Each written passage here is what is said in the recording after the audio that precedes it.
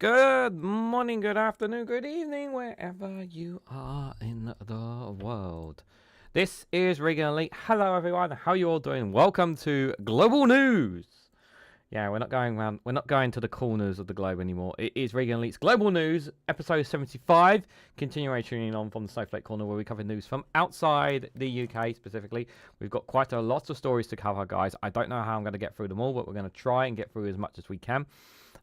We don't want to go no more than 7:30, but we'll see how things go here. QA Library, good to see you, buddy. Hope you're doing well. And Stephen Banker, and anybody else who may be lurking in the chats, hope you guys are all doing well. Date and time of this live stream is the 15th of July, 2025, just after 6 p.m. UK time.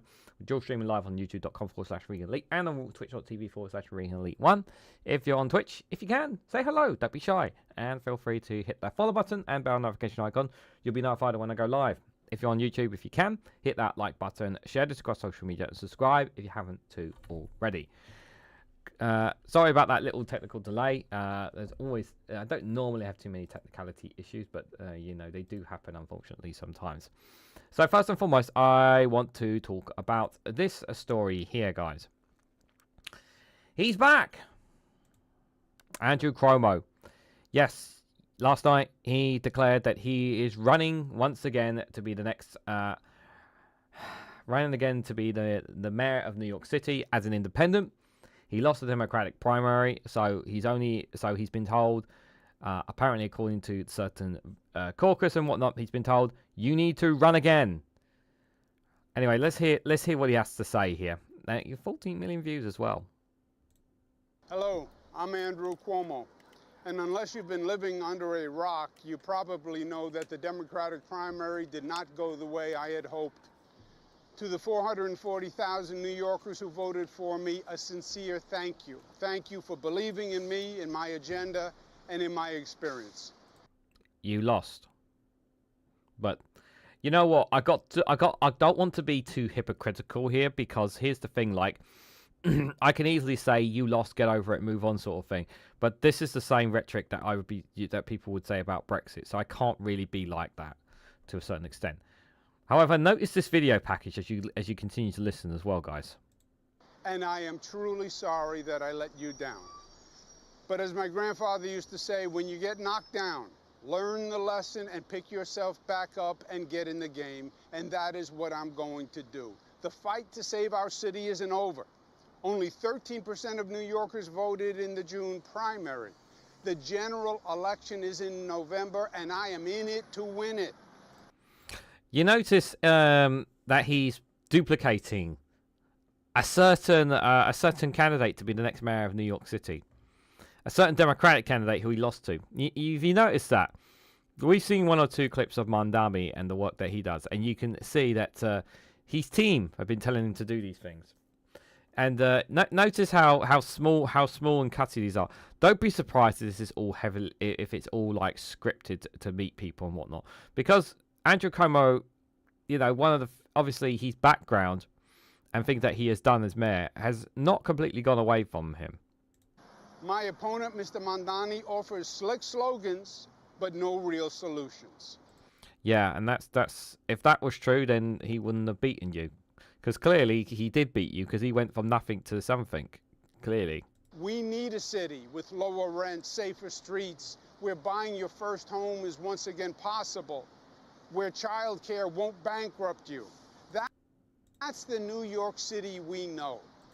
I wonder I generally do wonder how much of this is a controlled environment of where they're doing this, like how controlled this is. I do wonder. That's the one that is still possible.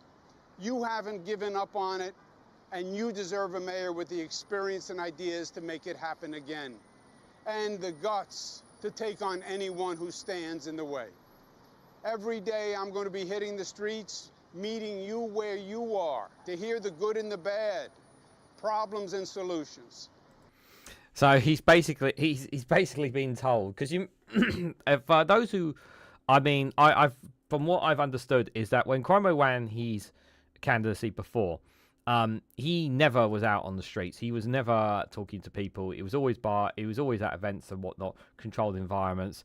And these pictures here to claim that he's one of them. I'm one of you guys. I'm there on the street, sort of thing.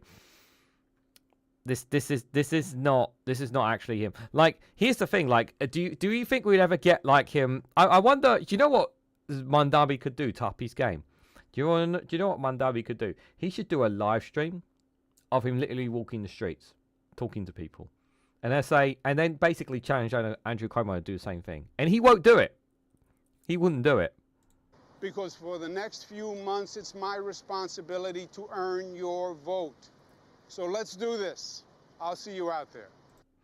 And my understanding is that from one or two people is that he doesn't want to do this, Andrew Cuomo. Like, he's kind of like he wants to get away from this because people will still constantly repeat everything that's been happening to him as well. I like this. The first tweet that comes up is this one: Mandabi's contribution campaign. Go away already. Andrew Creme, dude who killed thousands of grandparents and kept sexually assaulted his female staff, was the man who protected Harvey Weinstein, the man who withheld COVID aid from New York City, the same city he's now running to be mayor because he was mad at Tabasco, the same man who, and so on. You lost, drop out, and unite behind your party's nominee already, you loser. Okay, now says, I'm not pervert, I'm just Italian. Dude, this is pathetic. The vote is already chosen. It wasn't you. Accept no for once in your life. And, oh, look. Oh, what's a surprise? Andrew Cuomo joins high-profile legal team to defend Netanyahu against the ICC war crimes case. Oh, what's a surprise there? What's a surprise?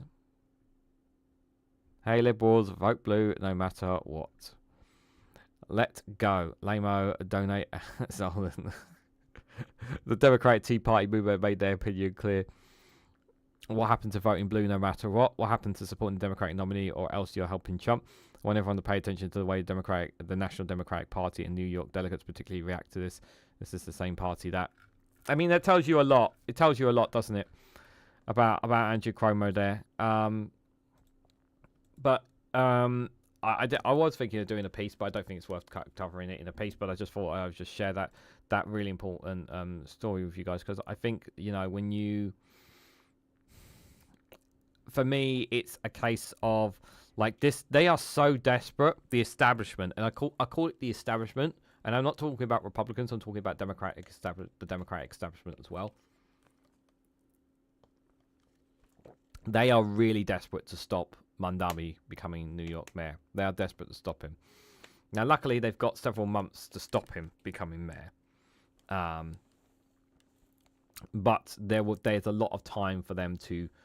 Like, I would not be surprised if they make up a lot of stuff about him, if they try to use AI video editing, if they try to sabotage his campaign in some way, political form, make up things about him. Between now and the election, it's gonna be brutal, because they're gonna be going down on him as hard as they possibly can, and he's got to be very careful of everything he says going forward. Like, any kind of slip up whatsoever. And they will capitalize on it. They will capitalize on it really, really hard. It is 100% control, says Curio Live. But yeah, of course it is. Of course it is. You know. Ellie, Pete's Music. Good to see you guys there. Stephen Bank, if I didn't say hello earlier. I talk to people in the pub, not people that I've met. And if I'd walked in, a joke. May a joke, by the way, says Ellie. Yeah, Nigel Farage, yeah. When's Nigel Farage? Like, I'd like to see him walk down the street during the live stream and do something like that, but that's asking a bit much as well. Right. Time for a rant. I can't believe this has happened today. You know, I get mad whenever, you know, I get upset when things that Israel are doing, but today of all days, like, Israel kills... I'm going from the live feed as well. Israel kills dozens as it bombards Gaza, Lebanon, and Syria. Israel has launched air attacks in Bekaa Valley in eastern Lebanon, killing at least 12 people, as well as Syria, Sawada. Meanwhile, in Gaza, Israeli forces have killed at least 30 people a day after killing at least 75 Palestinians across Gaza.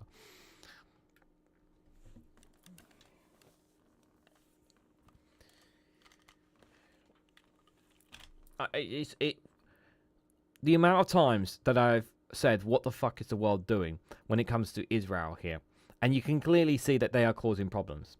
But the thing that really infuriates me today of all days when I saw this, it's like they have bombarded not one, but two different fucking countries, as well as Gaza, a Palestinian statehood, in my opinion. It's just not recognized as a statehood. They bombed all three of these places. All three of them. In one fucking day. And where is the outrage? Where is the outcry here? Two nations and a displacement of people. In one fucking day. And where is the outrage? Where is the media where's the media saying this is outrageous, this is despicable, attacking two different countries and one statehood? In one fucking day. In the Middle East. Three separate attacks in two different countries and in the statehood of Gaza. What the fuck? Like, why is nobody calling this out? I mean, it's just absolutely infurious. I just cannot understand this. You know, it's just so pathetic from Western leaders and even the media. Like, the media should be making this front page news. The headline should be Israel targets two nations and a statehood all in one day, and no accountability whatsoever. No accountability whatsoever. Say whatever you want about Lebanon, about Syria, or about Hamas inside Gaza. Like, yes, all those criticisms are perfectly justified. But you can say what you want about some of those governments and whatnot. But we're talking about Israel here, supposedly a democratic Western nation that upholds principles and values. And here they are attacking not one but two countries and Gaza. And more people have died. Again. 12 people died here in Lebanon. Attacking Syria. We don't know about the numbers in Syria here, but Israel attack on Shirley refugee camp kills 9. This was 12 minutes ago. At least 9 people have been killed and 25 others are wounded in an Israeli attack in Shirley refugee camp west of Gaza Sea. Among the dead were 5 children. 5 children. At least 48 people have died in Israel strikes throughout Gaza since dawn, including 38 in the besieged Gaza City, medical sources said. EU vowed to keep a close watch on Israel's Gaza contact. Why don't you fucking say something? Kazakhstan says Israel needs to do more to take concrete steps to improve the dire humanitarian situation in Gaza, making an agreement. Why don't you call them out for what they're doing? The European Union will keep a close watch. Keep a close watch while they continue to bombard innocent people.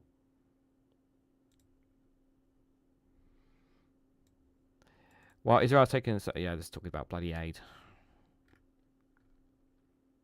Absolutely fucking ridiculous. UN urges EU to suspend agreement with Israel. And they should. It's pressing European Union to suspend its association agreement with Israel, warning that continued trade makes the blogging complicit in genocide. She demanded justice and accountability for Israeli war leaders. Albania said EU is Israel's top trading investment partner, the new doubling the size of the US, trading the economy extraordinary tied to occupation, apartheid and genocide, its complicity. EU foreign ministers are meeting in Brussels to discuss possible actions against Israel. Possible actions. Are they actually going to take action? I don't think they're going to take fucking action. Nearly 900 have been killed trying to get food. Is this since as of July 13th? We have recorded 875 people killed in Gaza while trying to get food. 900 people. 900 people. They've gone out of their way to shoot them. Dozens of people crossing the Syria, says Israeli army. The Israeli army said dozens of civilians crossed the border into Syria from the Majisad, from the Israel-occupied Golan Heights. You took the fucking land. Okay, let's be clear. When Bashar al-Assad fell, you literally took land from Syria because you knew they were crippled. In a statement on Telegram, the army said troops were working to safely return those who crossed into the territory. The announcement comes hours after Israel targets Syria's government forces, Afla, days after clashes between Berber tribes and the Jewish communities in the city of Sizwaska. They've taken the Golan Heights. Israel cannot retreat from the Syrian buffer zone. Why not? Says an attack on the Druid community in southwest Syria proves the interim government is comprised of violent and cruel Islamic extremists, and the West must not be deceived by their suits and ties. This is bollocks. You've literally taken territory that doesn't belong to you. You've literally taken you've basically taken territory that doesn't belong to you. The state of Israel cannot afford to retreat under any circumstances from the buffer zone and the Hermon Pike and the Peak, which is essential for the defense of the Golan Heights settlements. We will continue to protect the Druid zone in South Syria to the best of its ability, Marcus wrote on X. Who's to say that they won't push further here?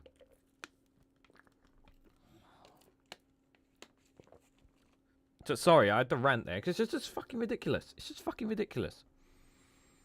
As we reported earlier, Israel launched air attacks on Suez, southern Israel, after Syrian government forces entered the Druid city.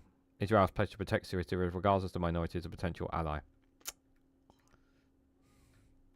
Absolute fucking ridiculous. What's the latest update? This is the latest update. Palestinian Foreign Minister has urged the EU to immediately wider sanctions in response to Israel's repeat violations of international law. She said no political or humanitarian progress is possible without an immediate ceasefire in Gaza. Calls for the EU to act decisively against settler violence in the occupied West Bank. He also EU states to pressure Israel to release Palestinian clearance funds, which is described as being withheld illegally. Kala said the blog is continuing efforts to press for ceasefire and fair distribution of aid, noting the US holds the greatest influence over Israel. It's so ridiculous that it's just so ridiculous and it's just so heartbreaking, and no one's doing anything about this. Two countries and Gaza, all in the same fucking day. I just cannot fathom it. How witchy goth. Sorry I couldn't stay for all the live stream, but I was listening into it all. Not in socials. Wonder if I got that to first. What's that? Oh, it's that about a frogger. Okay. Rant away. No, I'm done ranting. It's just a joke, absolute joke. But yeah, it's just absolutely terrible what Israel are doing, and no accountability again. And the EU are trying to be cozying up for a trade deal. It's just disgusting. It's just absolutely disgusting, guys. Right, let's move on to the Associated Press here. So Donald Trump's urged supporters to see conspiracies everywhere, with Epstein that's coming back to haunt him. So Donald Trump, I haven't really talked about this, guys. So I haven't really talked a lot about the Epstein files and the whole conspiracies about it. Now, from what I've listened to a couple of videos from Alex from Political X on this. Listened to one or two videos from Bosch. Bosch's live streams on this as well. Listen to one or two other YouTubers and analysis on this here. When it comes to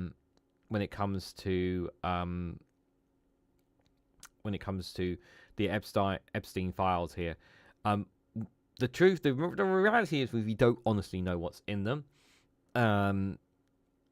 Epstein obviously died when Trump was president in his first administration. People tend to forget that as well. They still won't release all the documents. The Trump administration, in the run-up to the election, promised to release it all, to release the Epstein files, and show everyone everything it is. And all of a sudden they come into power, and now they're not doing it. I think pretty much everyone is under the pretty much understanding here is that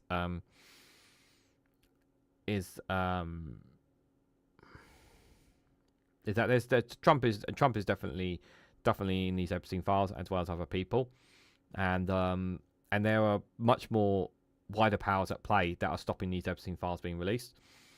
Can I still see them being released? No. I think it's pathetic when the Democrats are calling for the Epstein files to be released when they were in power under Joe Biden, and they did bugger all about it then. And I think it's kind of pathetic, really. I just think it's, I just think this whole situation, there are so many victims who demand justice, and obviously they can't get that justice because Epstein is no longer here. But there are those who will be held accountable if those Epstein files are released. But I do think in my opinion, this possibly is the biggest cover-up in history. One of the biggest cover-ups in history, the Epstein files. And we just need someone to release it, someone to do something about it. This is, as you know, people are saying, well, I've heard people suggest about, why don't you hack into the Epstein files in the Pentagon where it's kept? And it's like, it's not on the computer, it's on paper files. Like, you literally have to break in to get those files. if you're on the outside. Yeah, it's. I generally want to know what is on who is on these Epstein list, and it makes me sick to my stomach what they did, and that no accountability is for this either.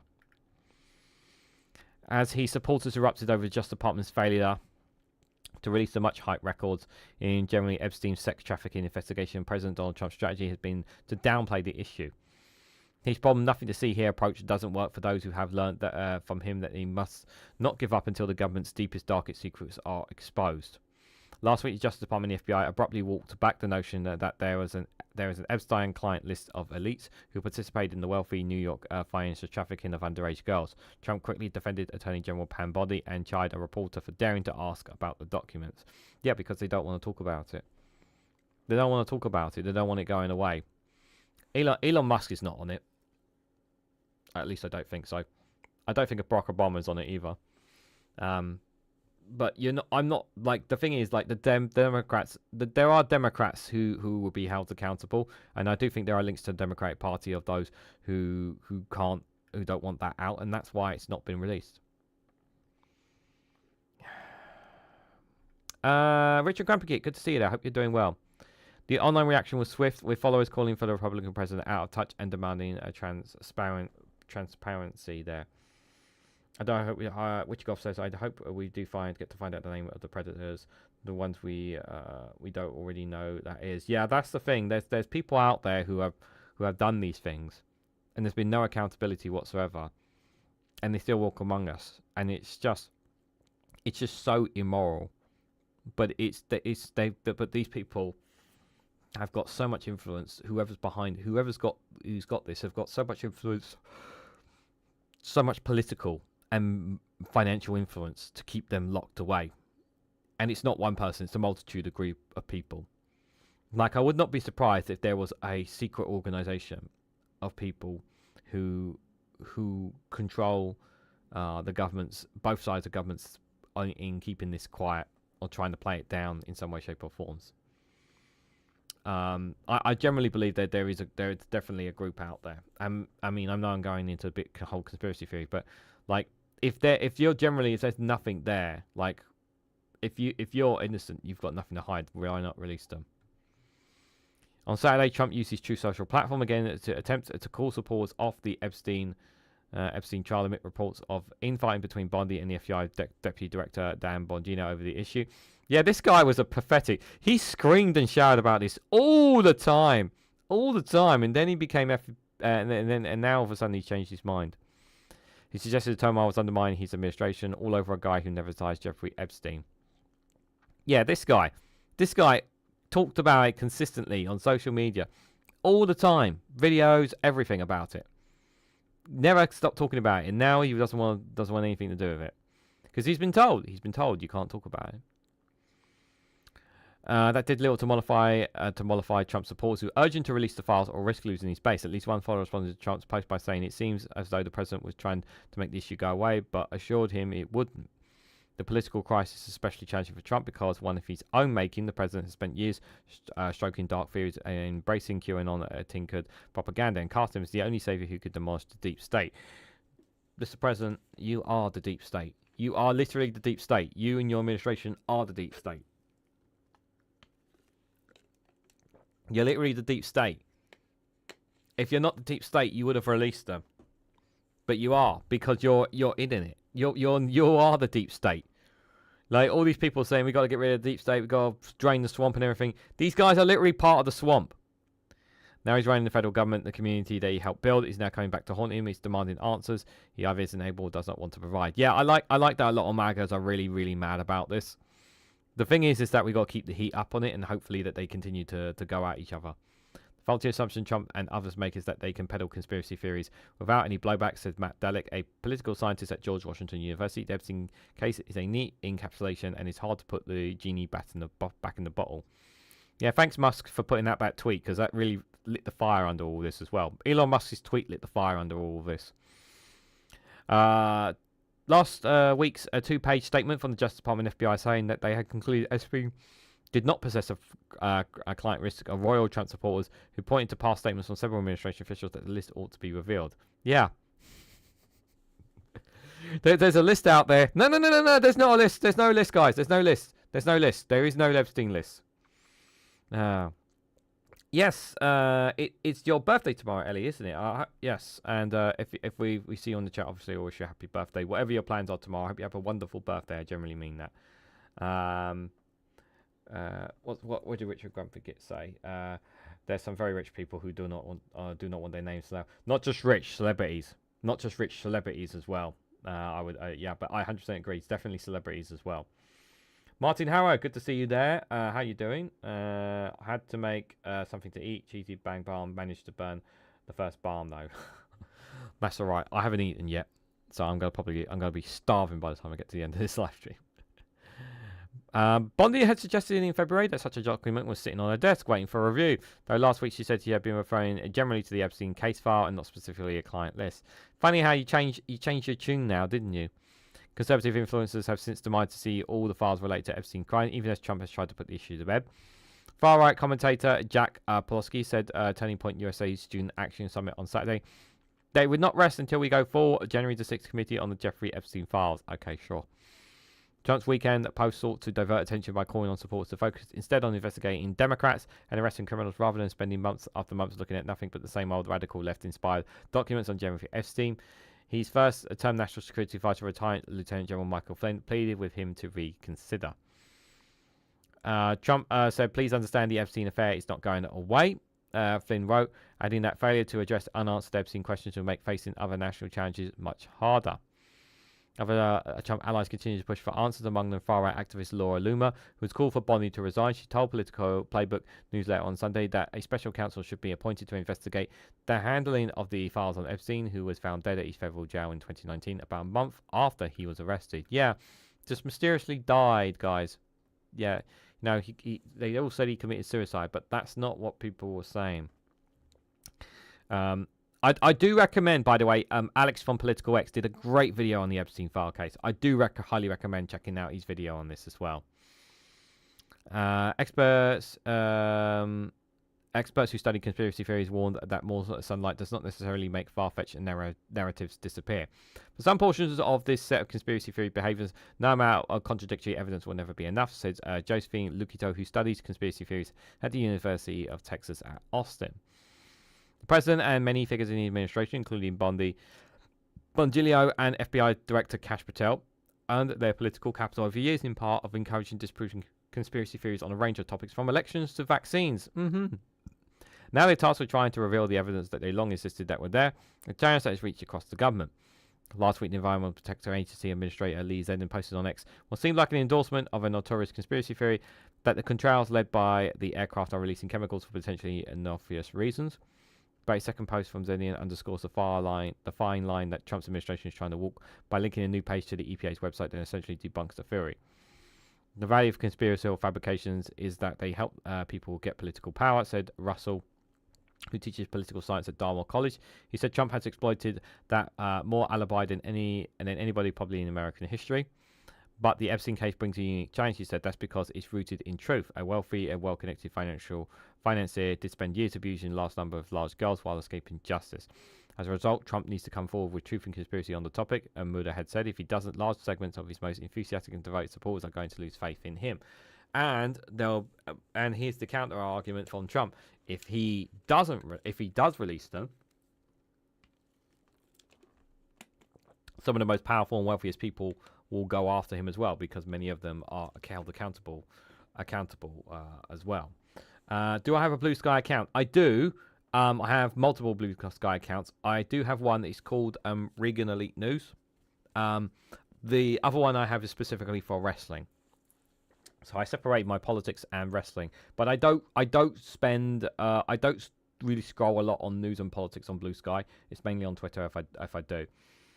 There, but if you look under my links tree down below, you can find the links to all my social media accounts will be there if you want to find me on other social medias, guys. So Twitter, Instagram, TikTok, Blue Sky, all those stuff there, all if you click the links tree link down below, should show you all my links there.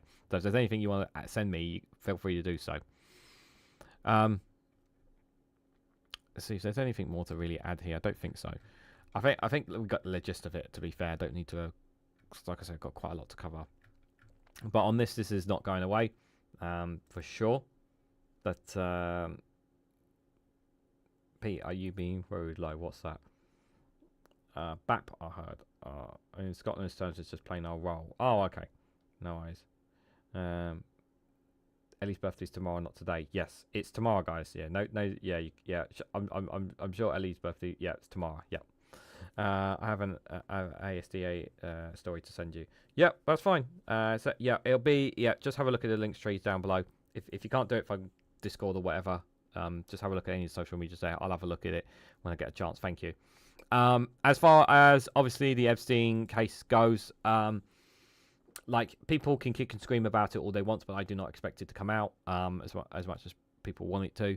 I just think too many powerful people, too many influencers are just going to keep it hidden, and it's going to take, it would have to, in order for it to not get, I think the only way this could get leaked, the only way it could get leaked is if someone basically takes screenshots of the Epstein files or copy and pastes the Epstein files or something, and then or something like that. But even that, I don't think will be happening because there'll be people watching over this. I just can't see it getting out. Not unless they do it illegally somehow. I generally think so. And it'll be a long time before there'll be justice be held accountable to it, I'm afraid. That's what I generally believe, I'm afraid, guys. So, moving on, guys, to... is this the right piece? Yeah, this is the right one. So, I was looking for a news story on this because I heard about this story yesterday, and I kind of wanted to touch more on it. And it's from... I can't say the web page itself properly, because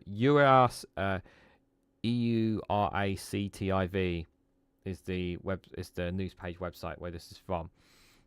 I couldn't find a more reliable news outlet for this, but yeah, I've been seeing this. I wanted to talk about this one. So Germany moves towards drafting men for compulsory military service. While most Christian Democrats are in favour of compulsory service, the SNP remains sceptical. So I want to talk a little bit about this. So let me read a bit more into this, guys, because I do think this is very interesting. So Germany is set to revive a form of mandatory military service under a new draft law championed by Defence Minister Boris Pistorius in a controversial shift in Berlin's defensive policy. Germany had abolished compulsory conscription in 2011, but Pistorius has asked for its return both under current and previous governments, citing the need to make Germany ready for war in light of the growing threat from Russia. The proposed system, inspired by Sweden's questionnaire-based model, will initially rely on volunteers, but include mandatory elements, a German magazine Dr. Spiegel reported on Monday. The plan will require all men born after the 31st of December 2007 to complete online questionnaires detailing personal information and interest in serving, followed by invitations to official in-person screens and potential conscription for some men. Should the voluntary enlistment fall short, the German parliament could authorise compulsory conscription based on Germany's defensive needs. Pistorius hopes to have 30,000 volunteers a year by 2029 with improved conditions and monthly compensation for over €2,000, a rise of 8%. The draft law puts the required peacetime size at 203,000, up from a currently 181,000 troops. But Pistorius has previously said that Germany's armed forces are required to grow by some 60,000 troops, in line with incoming NATO capability requirements. He also wants the new conscription to help grow the stock of reservists to 200,000. Well, we've got less than 57,000, I think is what we got. This move includes a compulsory element in highly controversial Pistorius attempts to introduce such a law since 2003, led by Social Democrats, failed to staunch resistance from his own party and the Free Democrats, the FDP, their coalition partner. While most Christian Democrats are in favour of compulsory service, the SNP remains sceptical, and in June, Pistorius could only narrowly avert a motion from the party's youth wing, which would have called to oppose any compulsory military service. The Cabinet is expected to renew the new proposals in August, with Pistorius eyeing implementation for early 2026. Now, this kind of like... So, am I in favour of compulsory military service for Germany? Now, I was actually watching another video from... who was it from? I thought, Vosh. Vosh, I watched a video from him. He was talking about this, saying, why do Germany need to do this? They don't need to do compulsory military service. They're not under threat. And he's absolutely right. They're not under threat. But Germany is the EU. Europe is under threat. Europe is already Europe is at war with Russia, or Ukraine specifically here, and I think Germany are obviously just taking it on the side of precaution here, and I don't like. Am I in favour of compulsory military service? Not really. Not really. I mean, this is kind of how I feel about compulsory voting, which some people disagree with me against disagree with me with compulsory voting as well. But that's a different subject.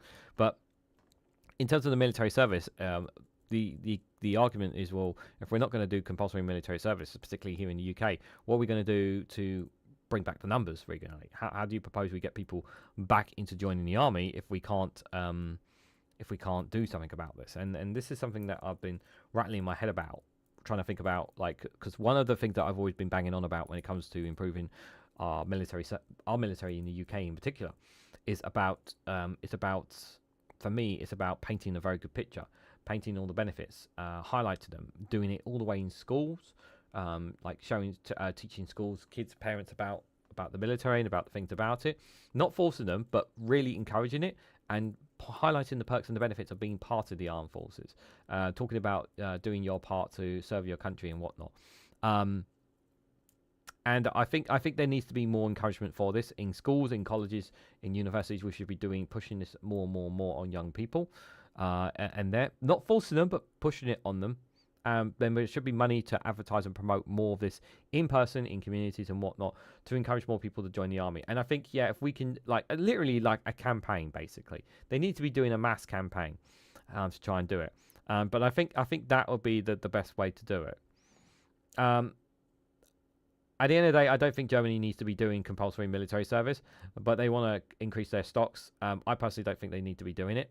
I know some countries have it, but we are not on the front line, neither is Germany. So I don't think it's necessary for them to be doing this. And I don't personally think it'd be necessary for Britain to do this as well. But like I said, we need to have a big campaign drive to get people to join the military. You need to do a campaign drive. I generally think, a campaign drive to encourage people. Schools, colleges, universities, placements. Lots of leaflets, lots of encouragement. And it needs to be not just a certain time of year when the red poppies are out or whatnot. It needs to be pretty much they need to do really put some money into it and really get some people to hype up about the benefits of joining the armed forces. Talking to people in the know, the UK army is not going to get any bigger. It's going to stay at 75,000.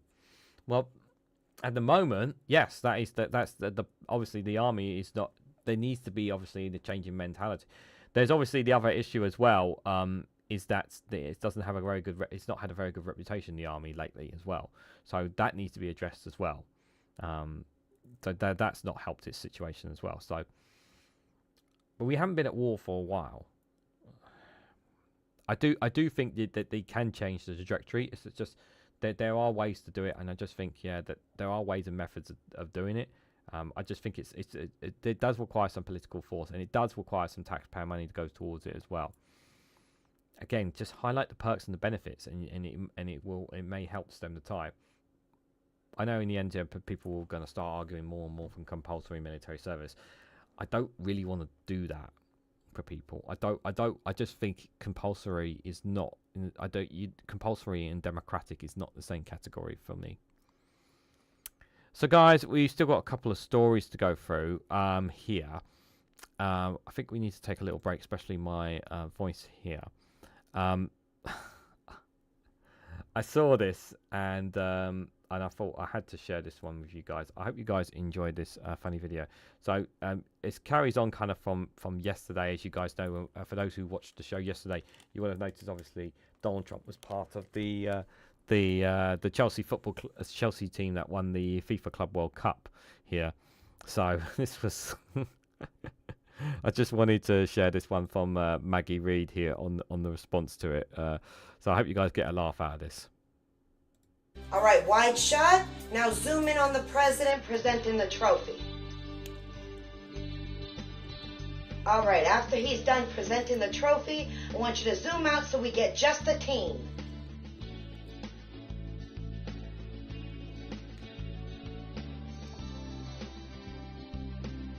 Why ain't he leaving?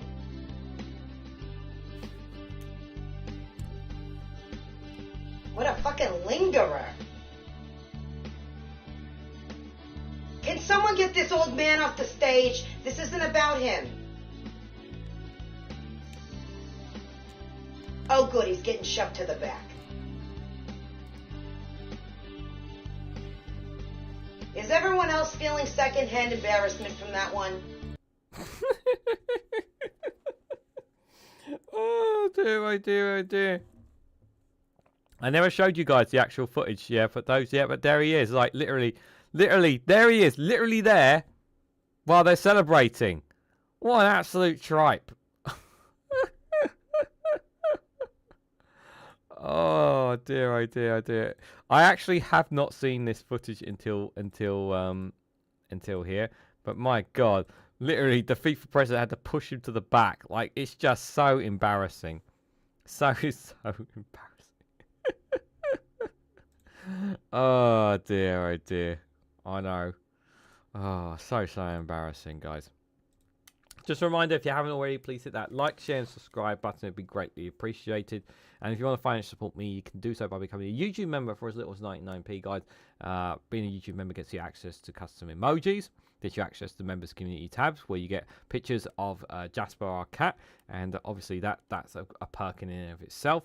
But also, if you're a 199 member, you get early access to additional content, which some of you guys can already see on the channel as well. And also, as being a YouTube member, you will get a response from me. Sometimes it just takes a while for me to respond. Jao, good to see you there, my friend. Hope you are doing well. Jao, do check out Jao's YouTube channel if you get a chance to as well. And as I said earlier, if you haven't already, do check out Witchy Goth's YouTube channel as well. There. The government is putting some more money in for forward cadets at schools and colleges and universities as part of the SDR. Well, that's good. It's a start. Just that's where I think the targeting needs to be. They do need to find ways to do it to find ways to bridge the gap. I understand it's not. I understand it's a very problematic situation, but it is something that needs to be addressed. It is something that needs to be addressed. The mentality of it. They need to change the mentality of the army of how the army's perception is, and they need to change. They need to deal with these scandals. Clean the fresh. That's basically what they need to do. Speaking of cleaning afresh and trying to start new, apparently that's not what's going to be the case for Cameroon. We talked about this already, but I wanted to touch on this a bit more. Cameroon's Paul Biya, 92, announced his bid for another term. Why? Cameroon's longtime leader, President Paul Biya, has officially announced that he will run for another term in office, ending months of speculation over his political future. The 92-year-old made the announcement on social media. He knows how to use social media. Stating his continued determination to serve and promising the best is yet to come, guys. He's 92 years old, but don't worry, guys. He's got so much more to give. Biya has been at the helm of Cameroon for over 40 years, making him the second longest serving president in Africa. His decision to seek re-election has sparked criticism from opposition figures and human rights advocates. One prominent activist described the announcement as a clear sign of Cameroon's stalled political transition, adding that the country is in urgent need of democratic change and accountable leadership. In 2018, Biya secured a controversial victory of over 70% of the vote. That election was marked by allegations of fraud, low voter turnout, and violence. The country's conflict-ridden English-speaking regions have been deeply affected by a separatist crisis that has forced thousands of students out of schools and has led to deadly clashes between security forces and armed groups. Throughout his presidency, Biya has faced acute accusations of corruption and failure to address national grievances. His frequent absences from the country for medical treatments have also raised concerns about his health and his ability to govern effectively. And as the country heads towards another election cycle, Biya's bid for another term promises to be a polarizing chapter in Cameroon's already complex political landscape. So yeah, guys, we talk about Biden being too old or Trump being too old. No, guys, move over. Cameron's going to show you how it's done. So yeah, if he runs and is successful, and if he doesn't kick the bucket, he would be 90. He could be a president to 96 years old, and he's been apparently president for 43 years. So that would make him more than 45 years. Basically, technically, he would be more than 45 years as president of a leader of Cameroon.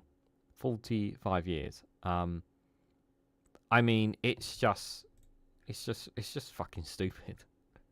I mean, I've just got to call it what it is. It's just fucking dumb. It's absolutely fucking dumb. Like, I mean, how much of your brain is really there? How much of you is really there? And how much of it is just a case of just people around you? You know, it's highly embarrassing for the nation. I mean, I know Cameroon has a lot of problems right now, but my God, like, please, like, for the sake of the Cameroon, for the sake of the nation, step the fuck aside. Like, step the fuck aside. Like, I really cannot stress that enough. 92 years old, guys. Absolute bloody joke. But yeah, I wanted to share that insane story with you guys because I just think it's absolutely crazy. Absolutely crazy. Wee bad if I didn't say hello. Good to see you there. I hope you're doing well. And there is Stephen making any. What's that? My birthday falls just before payday, so for most everyone was always skint. We never wanted to do anything, so we had to do it a week later. Just doesn't feel right when it's not close to it. To Martin Harrow. Oh yes, thank you for reminding me of that about the military, Richard. Yes, they renationalised accommodation. Yeah, so that's another good positive thing that they need to highlight as well. Labour about when it comes to the army as well. Music Linger, did you notice they gave Trump the middle finger? Yeah, Cole Palmer, the Chelsea striker, was absolutely furious. But the Chelsea players, and I said this yesterday for those who weren't on the live stream yesterday, the Chelsea players couldn't say anything. They had to keep hush hush and not attack the president because obviously because of what he's been doing and everything. It's a very mixed race of race of people in the Chelsea squad. There soon they will see AI of themselves continuing to rule from the grave, says. Oh dear. 116-year-old Cameroon president using AI technology to continue his reign in Cameroon. Ah dear, oh dear. Is that really where we're going? It looks like that's where we're going, guys. Oh.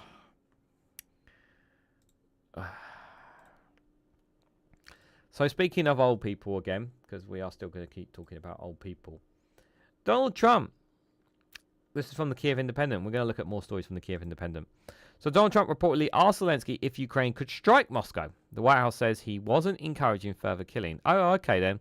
So he was just asking the question, yeah? He was asking the question if Ukraine could strike Moscow. I think, if I'm going to be honest, guys, the answer is yes. And the reason why the answer is yes, because we've already seen them. We've already seen them strike Moscow to a certain extent with certain drones and whatnot. Let loose the Chelsea fans on him. They're already furious with him already. They didn't like him before and they didn't like him after. I keep hearing the story about Trump kidnapped the trophy. I don't think he. I'm pretty sure he did not take the trophy. I'm pretty sure he did not take the trophy. The Chelsea players would have been furious with that. I'm pretty sure they didn't. They did not let him take the trophy. I really don't think that. I don't know if that's true or not. I really hope that is not true. I haven't heard that. I keep hearing that story, and I don't know how true that is. It looks like Trump pocketed a medal. They had to give him a medal to make him feel good about himself. They had to give him a medal. But speaking of the orange one, so I don't know if this is. So I really don't know if this is a case of Trump actually is going to give Zelensky and Ukraine the green light to do more attacks on strikes on Moscow, especially if the use of their own Americans and weapons and supplies that they're going to be giving to Zelensky.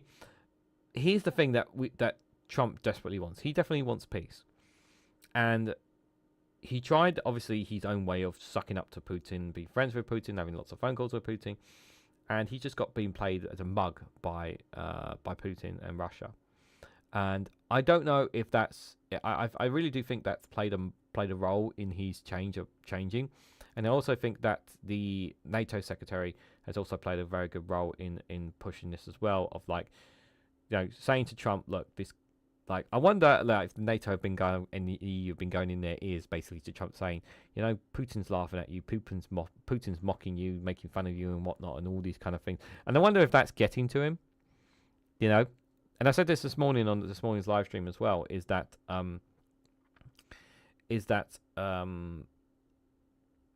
you know, when Trump became president, you know, all the Russian media, the state media, were like, huzzah! They were all so happy about it. They were really, really happy about it because it meant that they have an ally in the White House.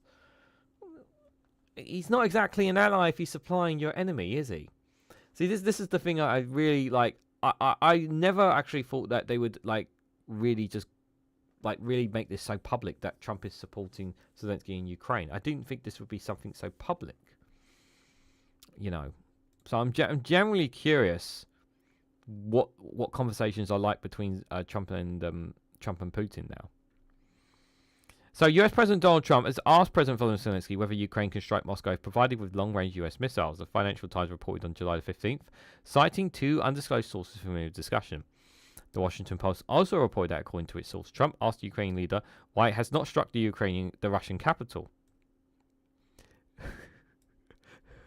I'm just imagining Trump on the phone to Zelensky or talking to him, and he's like, why haven't you hit Moscow yet? You should have hit Moscow by now. Just Zelensky allegedly replied that such an attack would be possible if the US supplied the necessary weapons. I'm generally wondering if Trump says I'm generally wondering if Trump actually wants Ukraine to do it, to hit Moscow, just to kind of stick it to Putin. I generally wonder that. Vladimir, can you hit Moscow? Can you hit St. Petersburg too? Trump said, according to the Financial Times, reportedly encouraging the strategy so that Russia can feel the pain and agree to negotiations. Okay. Sean Wall, good to see you there. Hope you're doing well. Now I see. Yeah, see, Trump wants to hurt Russia. And he's prepared to give them the missiles necessary to do it. I think he wants. Yeah, well, this is the thing. They've already done it. Yeah, I've already done it. But Trump wants a bigger one. Like, here's the thing. Like, I can see this now where Trump gives Zelensky in Ukraine the missiles to hit like Moscow or St. Petersburg. They strike those targets, and Trump says, see that? I told Zelensky I gave the missiles to do so. And this kind of attack could have been avoided. These lives could have been avoidably lost. The damage and destruction all could have been avoided if that stupid President Putin would have picked up the phone and agreed to talk to negotiations with me. Something along those lines over Twitter lines anyway. The news comes as Trump... I know you guys find that funny. The news comes as Trump seems to be warming up to Ukraine after months of a rocky relationship, offering advanced weapons to the war-torn country via a deal with NATO and threatening Russia with severe tariffs if Putin does not agree to a peace deal within 50 days. The conversation reportedly took place during a phone call between Trump and Zelensky on the 4th of July, and the day after the US president talked with Russian President Vladimir Putin. Following the call, the Kremlin's chief, Trump complained that he had made no progress towards peace and that Putin remained determined to continue his war with Ukraine. Commenting on the FT reports, White House Press Secretary Caroline Leavitt said in a statement that Newsweek accused the newspaper of taking words widely out of context. Okay. Yeah, okay, sure, okay. President Trump was merely asking a question, not encouraging further killing. He's working tirelessly to stop the killing and end the war, she said. Okay, sure. Putin wearing bareback and shirtless in Siberia with someone else, says Jal. According to the Washington Post, Trump considers authorizing Kiev to use 18 ATACMS missiles currently in Ukraine at their full range of 300 kilometers, that's 190 miles, supplying additional missiles. The outlet also wrote that Trump previously considered supplying Ukraine with Tomahawk cruise missiles, weapons capable of striking Moscow and St. Petersburg, but the delivery is not on the table at the moment. I wonder if Trump is saying this. I wonder if Trump said this behind closed doors and his associates are saying, no, Mr. President, we should not do that. Do we not want to strike Moscow? Like, if we get them to strike Moscow, will that strike too? Mr. President, we don't want to start World War III. But I think if we do that, I think Putin might change his mind. He might actually come to the table. Mr. President, we don't want to do that. We don't want to do that. After July 4th call between Zelensky and Trump, Ukraine was provided with a list of long-range systems it could receive via third-party countries. The Financial Times report is citing sources. Yeah, we've heard about that already. Speaking at the White House on July 14th, Trump and NATO Secretary Mark Rutte said Ukraine would be receiving significant military support under a new US-NATO scheme, including missiles and Patriot air defenses. Ukraine had previously received a number of ATACMS missiles from the Biden administration, though it was given permission to use them on Russian territory only in late 2024. Trump criticized the decision to ease on the restrictions at the time. See, this is Russia, and then this is Ukraine, and that's where we are. That's where you are. That's just it's just you have to treat Trump like a child, you know. Yes, he really doesn't understand a lot of things, you know.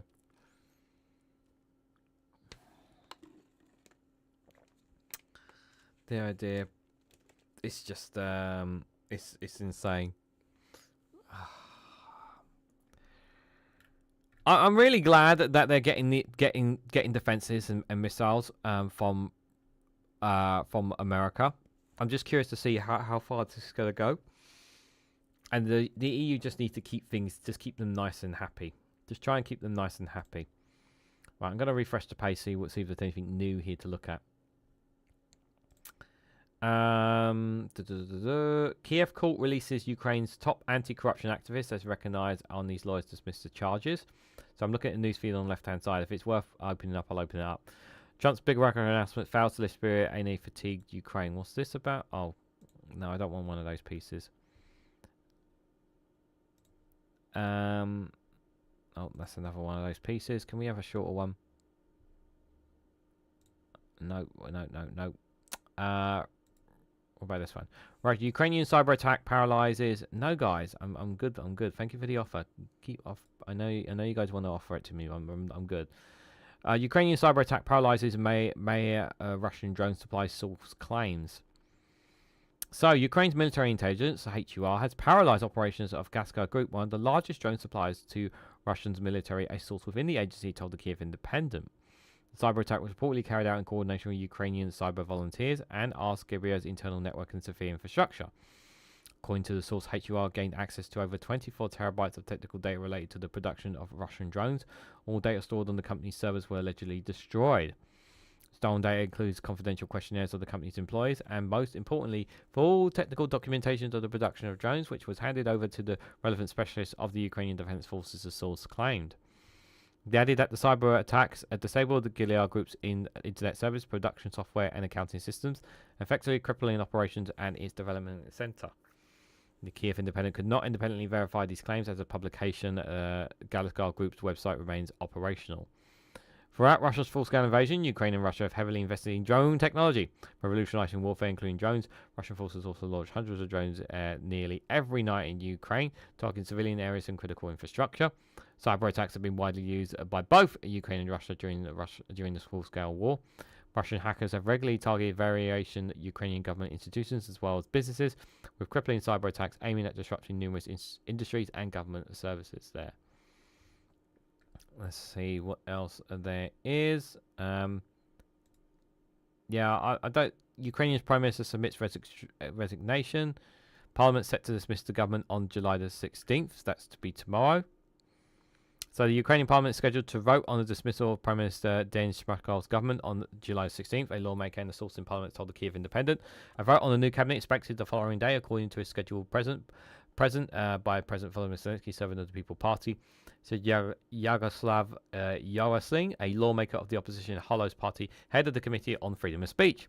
The news comes as Shmyhal announced his resignation amid a reshuffle launched by Zelensky earlier this week. Thank you to our defenders who hold the front line and protect Ukraine. Thank you to the President of Ukraine, Volodymyr Zelensky, for the trust. Shmyhal said on his Telegram channel when announcing the news.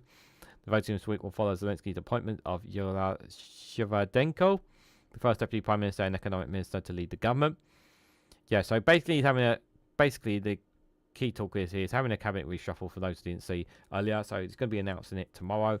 Obviously, I don't follow the Ukrainian politics too deep, but obviously, I think this a reshuffle in the middle of a war is definitely questionable. But it's just trying to maintain maintain everything and try and keep things going in Ukraine as much as they possibly can.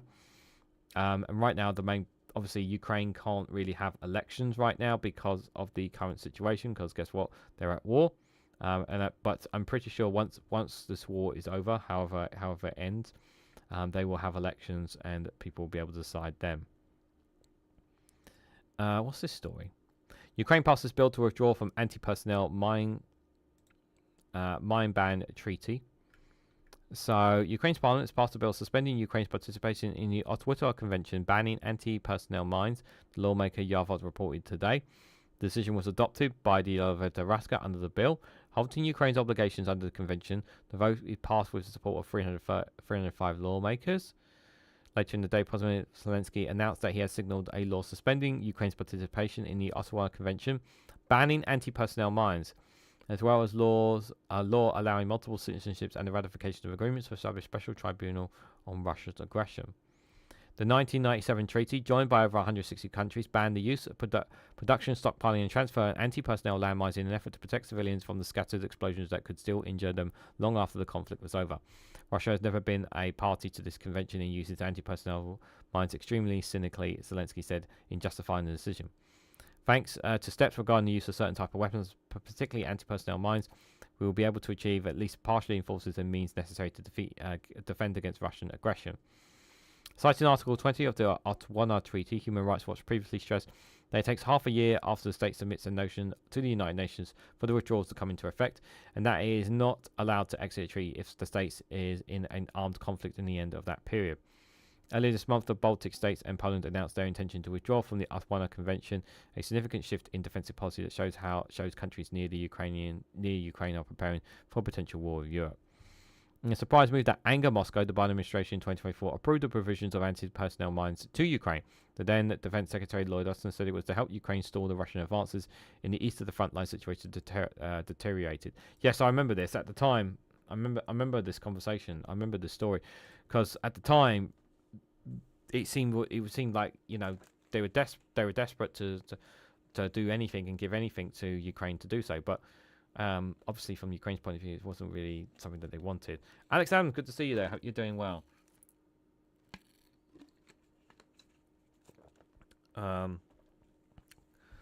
a surprise move, anti-personnel mines are scattered across the battlefield in Ukraine, with soldiers and civilians often losing their feet or limbs due to detonations.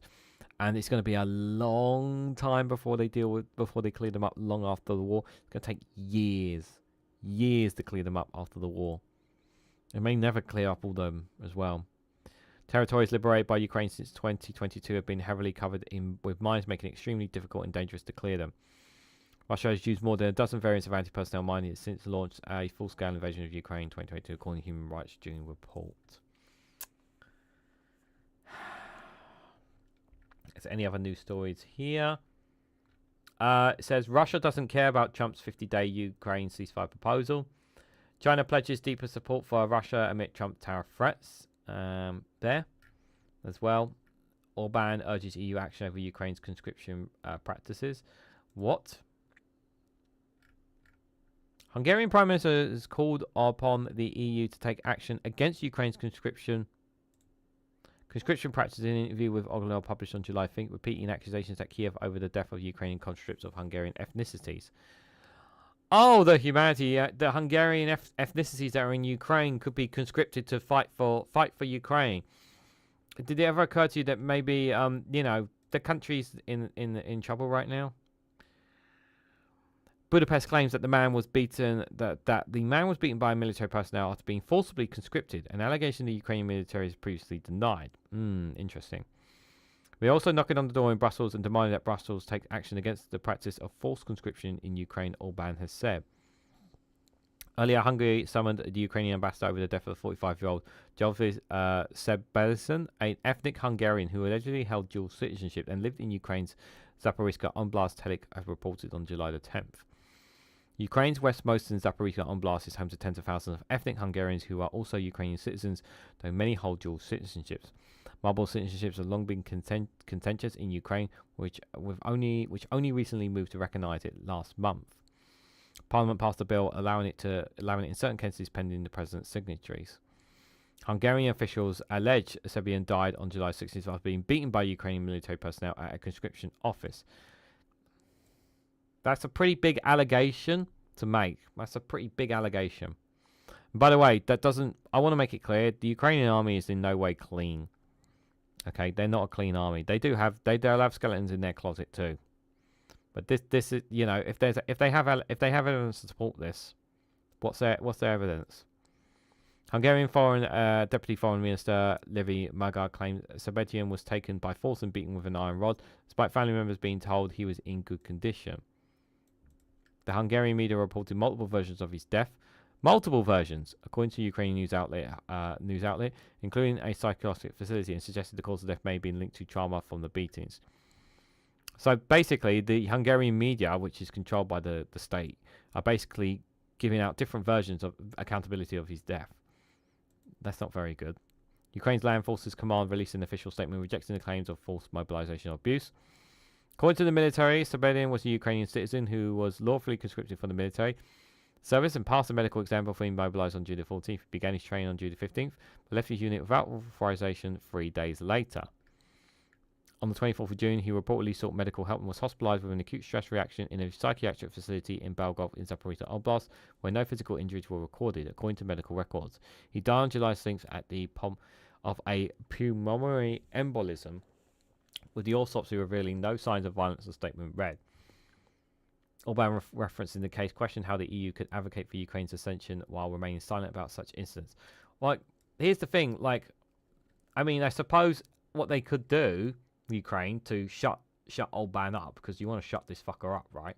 They could say, well, why don't we get some independent investigators to come in and look at this allow some independent investigators in. Yeah. They have an independent investigations in, like from the UN or something. UN or something, yeah? Have them come in and do the investigation and whatnot and say, here, we've checked it and we've confirmed that what they are saying is true. And maybe Orban might have to shut the fuck up then. You can't make speeches about Ukraine's availability for European Union membership the next day, burying people who have been beaten to death during forced conscription, Orban said during an international investigation into the case. Where's your evidence? You're making these claims and you haven't got the where's your evidence? Ukrainian military stressed its commitment to the law and human rights, urging media and foreign officials to avoid unverified or emotional claims that could fuel disinformation. It is disinformation, because there's no evidence to support this. Hungarian officials have not provided further evidence to support the claims of abuse, and Ukrainian authorities say they are open to transparent reviews of the review within the framework of Ukrainian law. Exactly. Where is their evidence? Here, right here. They're making these claims and they have no evidence for it. Absolutely bloody stupid. Fucking Orban. Absolutely ridiculous. Gerald Claymore, long convict, a regulatory one lying down. What are you guys talking about? Orban should worry about his one arse that's about to be given to him on a platter. Yeah, I really hope that Hungary does kick him out at some point. I really hope so. Really hope so. So guys, just before we head to the funny memes, let's have a look at the deep state map. It's been a while, guys. So for those who've not seen this before, this is the deep state map. Link is in the description if you guys want to see this. The latest update is from yesterday, so it updates pretty much every day. This was used to update a lot more routinely, but not as much as it used to. This deep state map obviously highlights where the battlegrounds are right now in the war between Russia and Ukraine. So just to give some context of colors and whatnot here. So the color in deep red is annexed territory that Russia have taken from Ukraine. The green territory is territory that was liberated by Ukraine after Russia seized it. The counterattacks that were done a few years ago by Ukraine. The purple territory is, well, first of all, you have obviously Crimea, which was taken in 2014. And since then, the Ukrainian population has been moved out of it and Russian population has been moved into Crimea, therefore trying to lay claim that it belongs to them, which it does not. And the purple territory here was before, it was already very pro-Russia inside Ukraine's territory, very pro-Russia. Separatist forces and whatnot were there already established before the war, the official war actually kicked off there. because there were conflicts taking place there, just for reference there, if that helps. And then you have obviously dotted lines of where engagements and skirmishes are taking place. Obviously the arrows means the offensives there, so you can see there offensives are being made by Russia. No real offensive made by Ukraine. It's just a case for them, it's just holding the line here. So you can see here Ukraine are trying to hold and stop an offensive here that's taking place in Sumy Oblast here. This was where territory they actually liberated, but they got pushed back, and now Russia are trying to push into the territory here from this situation. This is all from yesterday here. And again, Kharkiv Oblast is one of the most. This Kharkiv city there is the one constantly bombarded on a daily basis. Daily basis is bombarded and targeted by Russia all the time, Kharkiv, and in the surrounding areas here. And you can see some of the territory that's been taken by Russia there as well. The Ukraine does do strikes in Belgorod as well. They do try to target that there to try to counter back here. So you can see these are the current engagements that are happening in the daily basis here. They've taken a couple of villages here, but you can still see they're still trying to push through. One of the tactics that you do, if anybody knows anything about rules of engagement, of course, is to try and surround them. So here and create basically cutting off the supply lines. So obviously the plan here is obviously to try and cut off. So you can see this green blob here to try to cut off their supplies, and basically that just kills the Ukrainian forces, because without supplies, supply routes to get them equipment and ammo, military, and all supplies that they need in order for them to be on the front line. Obviously, they will lose that territory as well as that they lose the soldiers, especially if they get cut off, which is really, really bad. So all these engagements is where they're supposedly been making engagements here. This is another example of it here. So here, Kalaviska here this is the main town. So you can see here this surrounding blob here. So you can see Chasvi Yar here. You can see just on top of your screen here. So they've just literally taken that. So obviously what Russia wants to do, in terms from a tactical point of view, want to continue to push through to Malaviskia, Cherovo, Stinkley, and Molochevia. Basically push towards there, while at the same time they'll also want to push from this side. And basically what that essentially does is this whole area here that we have right in front of us, basically, essentially to try and cut off basically again the supplies of the forces here. So all this huge chunk of territory here could fall to Russia here if they don't find a way to stop these movements here. So it's very, very difficult for them here. Still making. This is where most of the movements have been made. In terms of territory gained, it was literally about last year, January, I think it was early last year, I believe it was, where Avika early last year, I believe, or early last year, yeah, it was early last year, I believe it was. Avika was literally taken by the Russians, and this is all the territory that they've gained since then. Like they have pushed so much since then, Russia here. And they still continue to try and make gains here. You can see obviously again here trying to cut off supplies. Again, this is what they're trying to do here, trying to cut off supplies here. This is what they're continuously trying to do. And also again trying to make gains, trying to make tractions here. And it's all down to Ukraine just trying to hold the line here along these borders here. There. But this is where the main rules of fire have been taking place here in this area here. This is where most of the fighting has been taking place. Most of the other front line is pretty much stalled. Not really too much movement here. They are trying to make some pushes, but most of the time they just can't move because Ukraine are quite well deep there. And for those who aren't aware here, one of the saving graces is the Dynamo River. The Dynamo River here is what keeps the two sides separate here on this side. So here in Kherson, you might have heard that city, that name. I've mentioned it a few times on short videos. They get bombarded and hit with drone strikes and missile strikes all the time from Russia on the other side of the river there. Russia had this territory here, Kherson. They had all this territory, but Ukraine managed to push them back across the river, and they've held it since then. Thanks to the river here, they've been able to keep Russia out here. So the river there does make a big help there, obviously, as well. And you can see here the river, obviously, you can see in terms of the territory marks here that they've not been able to move here because of the river. So that has been helpful to them there. So that is the current situation right now when it comes to the war. What I'm going to do now is I'm going to see if there's been much movement. So if we click, I'm clicking the Thieves a couple of days back to see if there is still movement on Russia. They are still making gains here. If you can look, you can see some of the movements here. So there have been some. They are still trying to make gains. Yes, they are tiny little gains. Yes, I'm aware. Some people like to point out when they talk about it, but still, Russia are still gaining territory. But it's little bits of territory that they're gaining, and the conflict there. So let me just have a quick look what you guys are saying in the chat. Well, Grandpa lived to almost 100 and was born in 1970, so I guess I will follow his advice. I'm getting buffering now where I am. If in social and slow restrictions, I may chat. May take many attempts to message. If not monitoring, just saying birthday. No eyes, Ellie. No eyes. No eyes. It's all good. I prefer blades to guns. No bullets instead. I do not like blades. I hate blades. I hate looking at them. I don't like blades myself. I don't like evil weapons for it. Can we not solve conflicts using first-person shooter games going forward so nobody gets hurt, especially civilians? I wish we could do it in the style of Call of Duty, but that's not how it works. That's not how it works, I'm afraid. So, guys, just before we head out, we have the funny memes. You didn't figure that's the whole reason why you guys come to this show out on a Tuesday. It is the funny memes here. That is the main reason, and I've got 5 for you here.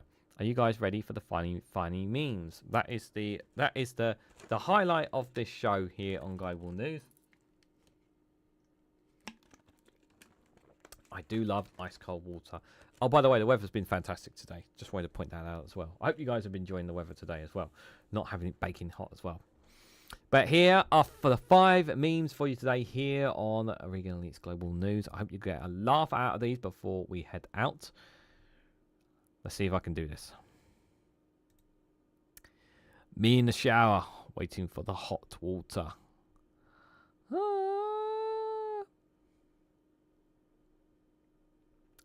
Technically doesn't work at this time of the year.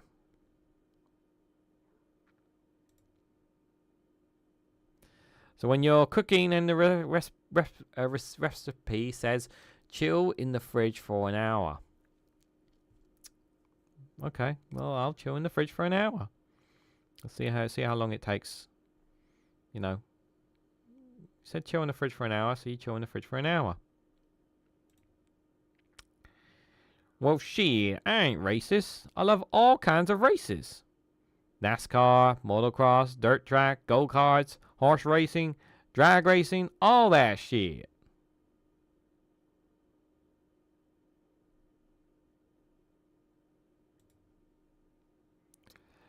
And then a milkshake, please. We do not serve ice. No ice here, please. No ice here, please. And finally, me staring at Superman after my 16-hour shift just to see him throw my car at a villain and miss.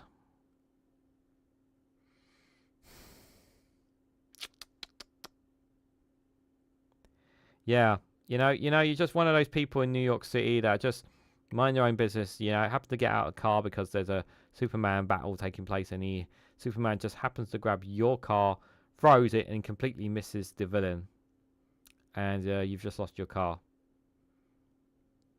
Absolutely ridiculous. Don't blame the face posturing at all. Absolutely outrageous, guys. Absolutely outrageous, I tell you. Ah. Dear, oh dear. Dave McGuinness, you have unfortunately come at the right possible time because we are ending the show. It's good to see you, my friend. Hope you are doing well. So, guys, I am done here for Reganelite's Global News. What did you guys think of some of the news that I covered today? Let me know down in the comments below, in the comments after the live stream. If you want to leave some feedback, let me know what you guys thought of them. We covered some very interesting news topics here. Thank you guys for all coming along. Thank you guys for all your comments. Really appreciate you guys being here as always. And I just want to share with you guys, the gang is here. They were here yesterday, but I want to show you guys here as well. This is, for those who don't know, this is Ollie the Octopus. These guys are all in your emojis if you are a YouTube member. Obviously, Pingu, the foreign minister for the Democratic Penguins Republic, and also is a member of the Briggs recruitment there as well. You have Cash Dummy the Cookie Monster there, who one day hopes of meeting his beloved father. We don't know if he'll ever meet him again. Then you have the Blaze here, who's also a Pokemon, known as Charmander as well there, who's incredibly shy and doesn't like talking at all. And then we have the all-powerful Orb, which has been turned off deliberately by Ollie, which is very infuriating. And then we have the lava lamp there as well, which is doing very bubbly here. Very, very good. Doing really nice, the lava lamp there as well. So yeah, just wanted to share the gang with you guys as well. But yeah, I am done, guys. So I will be back live tomorrow at 8 a.m. for another Good Morning Show. If you guys can join me for that, it'd be greatly appreciated. I'll also be covering Prime Minister's questions at 12 o'clock. So if you could join me for that as well. I have recorded content on Patreon and Rumble, exclusive free content on those platforms. So if you guys want to check out either of them, there'll be one video dropping every day from Monday to Friday at 12 p.m. on those platforms. So if you guys want to check them out, they're free if you want to check them out as well. But I'm done here, guys. So yep, do check out Dave McGinnis' YouTube channel. Do check out Politics Social. I'm sure Geoscopes will be starting at 7:30, and I'll be in the chat a bit later on for Max Robspear's live stream at 8:30 if he's going live as well. So thank you guys all for coming along. Thank you guys for all your comments, and I hope to catch you all very, very soon.